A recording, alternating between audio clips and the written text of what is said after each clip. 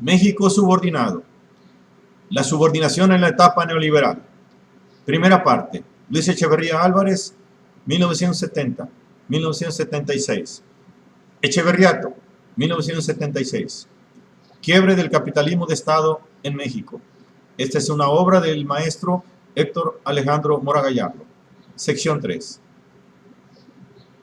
Habiéndose reunido el 15 y el 16 de junio de 1972, ambos líderes mundiales, en ego, los supremos, concuerdan en que la mayor amenaza que se enfrenta en América Latina provenía de la Unión Soviética, por intermedio de la Cuba de Fidel Castro, siendo lo peor del caso que el contagio cundía en Chile, por lo que se hacía necesario, asever Echeverría a Nixon, contrarrestar la arremetida comunista procediendo en conjunto con una cooperación a nivel oficial y con la iniciativa privada y con la tecnología.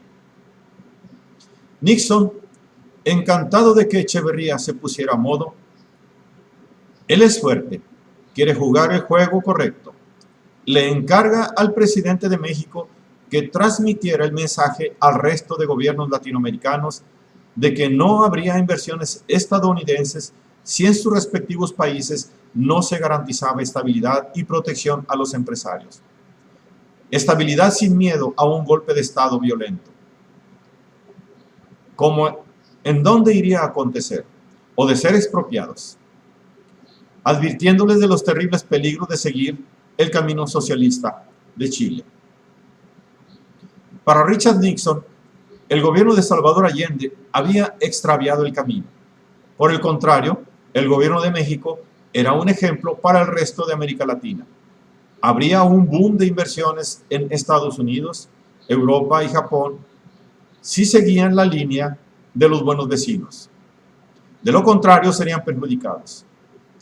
Que la voz de Latinoamérica sea Luis Echeverría y no Fidel Castro. Y Echeverría le dice a Nixon que Castro no tiene ningún escrúpulo en sacrificar a su país con tal de ser un instrumento soviético.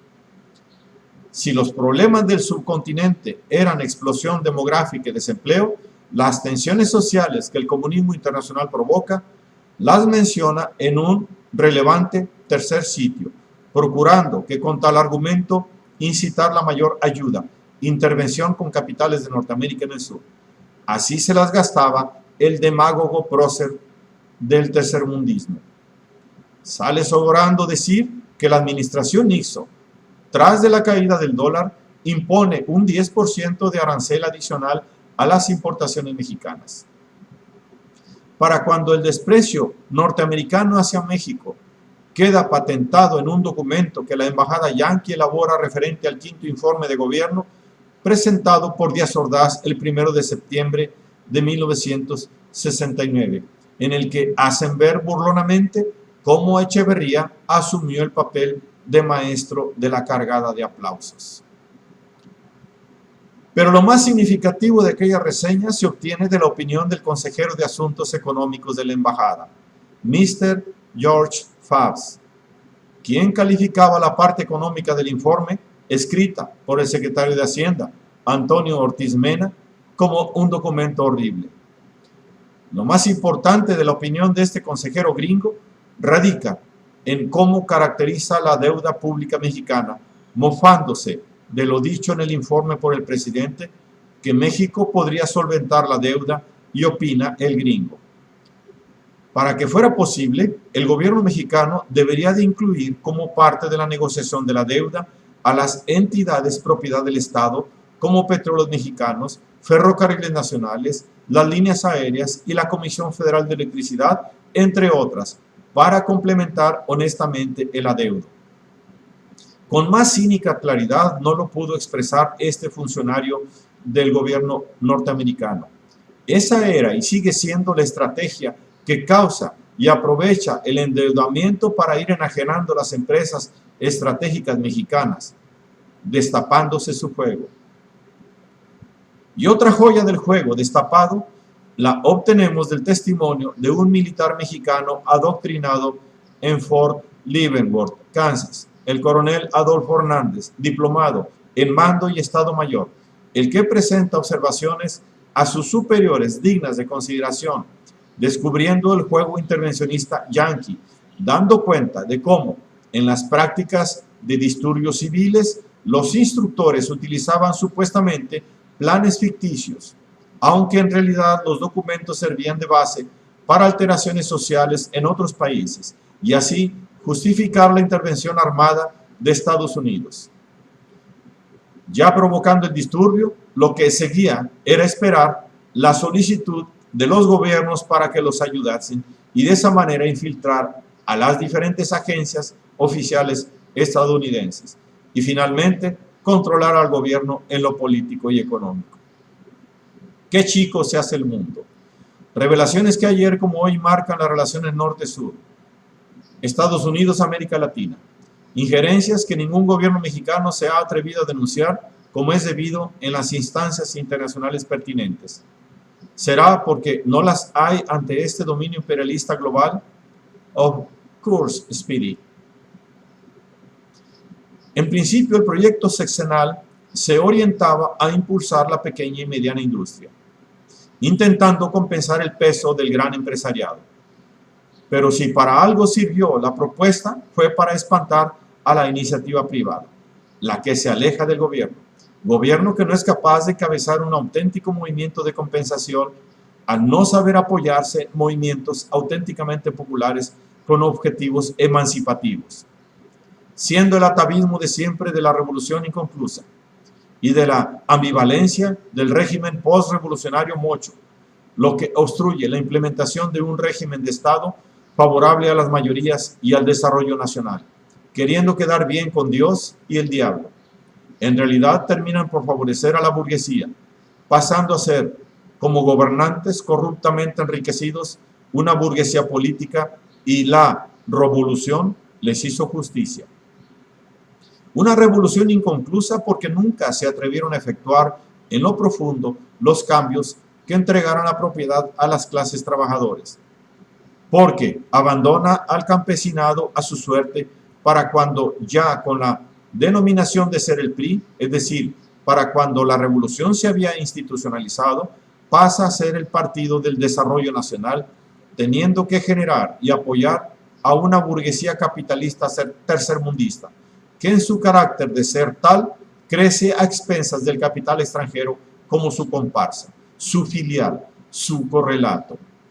Al unísono de que se administra y cooptan a los sectores populares corporativizados dentro del Partido Nacional, inclúyanse a los sindicatos y centrales campesinas con charros y nylons a la cabeza. Demagogia y procedimientos real divorciados. El echeverridismo anunciaba una política en pro de beneficios populares, pero también le ponía a los empresarios la charola de plata para que se sirvieran.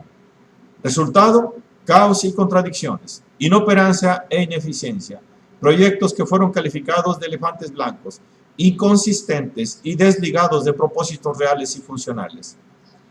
La crítica realizada a la sazón por economistas de centro derecha como Gabriel Said se congraciaba de resaltar las contradicciones del decir al hacer de un presidente que, queriendo en principio quedar bien con todos, toma medidas contradictorias e improcedentes, resultando inevitablemente contraproducentes, que aquello fue un invertir por invertir y así un despilfarro de recursos, gasto público improductivo e inequívocamente empleado, sí, pero en resultas de la carencia de inversiones privadas. La verdad es que la administración de Echeverría se vio obligada a incrementar el gasto público ante la carencia de auténtica inversión privada nacionalista, lo que por supuesto termina por generar cuantiosa deuda pública, pero en resultas del condicionante no superado por los gobiernos burgueses, la cobardía de no incrementar la carga fiscal sobre los ingresos del capital. El tan criticado gasto público inflacionario por el sector empresarial y sus economistas a sueldo, en realidad es resultado de su incapacidad para desarrollar la industria nacional, así como también a consecuencia de su actividad oligopólica en pro de beneficios exclusivos. controlando precios a favor de sus ganancias o también consiguiéndoselas en base a un mercado inflacionado, privilegiando la oferta sobre la demanda, acorde con un mercado sesgado hacia el consumismo y no acorde con las necesidades de las mayorías, permitiendo una intensa especulación de cara a la inflación internacional predeterminada por la dependencia y frente a las presiones crecientes de los trabajadores por defender su nivel de vida. El gran capital respondió por vía de aumentar todavía más los precios. A medida que la recesión económica se desplegaba, la acción sobre los precios se hacía mayor y se convertía, de hecho, en la única vía para sostener e incluso aumentar la tasa de ganancia. Al aumentar de esta forma, la gran empresa jaló tras sí al conjunto de los capitalistas e instauró una situación de mutuo refuerzo entre la inflación y el estancamiento productivo. Ante el deterioro social producido por la vorágine capitalista, el Estado tiene que intervenir para paliar el detrimento y quebranto generalizado. Entonces, es solo cuando se dan esas condiciones, oferta real constreñida y obtención de ganancias por la vía exclusiva de los aumentos de precio, que una política de gasto público deficitario impulsa la inflación y ve frustradas sus intenciones expansionistas.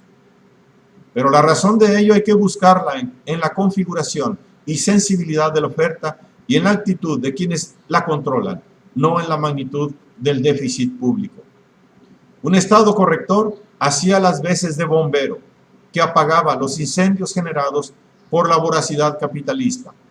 Pero los economistas burgueses se la pasaban criticando el gasto superfluo sin ver la causa de ello. En este, como en otros renglones de la economía política llevada a cabo por el Estado, el comportamiento subdesarrollado de la privada iniciativa nacional se solapa, acusando al Estado mocho de los males que aquejan a la economía, sin querer ver las incidencias del capital monopolista extranjero, ni la actitud capitalista ególatra de la privada iniciativa mexicana. Para Gabriel Said, el problema económico de México radicaba en la omnipotencia presidencial. Nada que criticarle a la iniciativa privada, ni a la injerencia extranjera, meros pretextos para echarle la culpa a otros. Si el Estado había concentrado en exceso la propiedad industrial, había que privatizar. La solución endeble. Si bien Said estaba por la pequeña inversión privada, más sana que las grandes concentraciones públicas, privadas transnacionales, sindicales, ya no se diga, las concentraciones faraónicas bajo una sola voluntad. Lastimosamente, eso era lo que la reacción neoliberal iba a impedir, que la inversión de pequeña propiedad o calado de una auténtica iniciativa privada, de pequeña y mediana industria competitiva, se implementara. Ir en contra del gigantismo subsidiado como sistema de control político. Se quedaba corto y le hacía el favor al gran capital, si no se pronunciaba también en contra de los monopolios privados y extranjeros y filiales, así como bancarios.